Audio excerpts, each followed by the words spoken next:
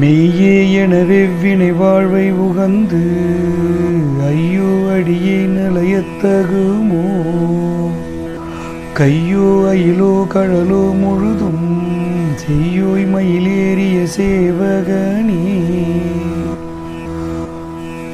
மெய்யே என வெவ்வினை வாழ்வை உகந்து ஐயோ அடியே நிலையத்தகுமோ கையோ அயிலோ கழலோ முழுதும் செய்யோய் மயிலேறிய சேவகனே. அனைவருக்கும் விசாகா சேனலின் அன்பு வணக்கங்கள். இன்றைக்கி நம்ம கந்தர் அனுபூதியில் 25வது பாடலுக்கான விளக்கம் பார்க்க போகிறோம். உண்மை வாழ்வென்று எண்ணி கொடிய வினைக்கு ஈடான இந்த வாழ்வில் கழித்து மகிழ்ந்து ஐயோ அடியேன் அலைதல் முறையோ.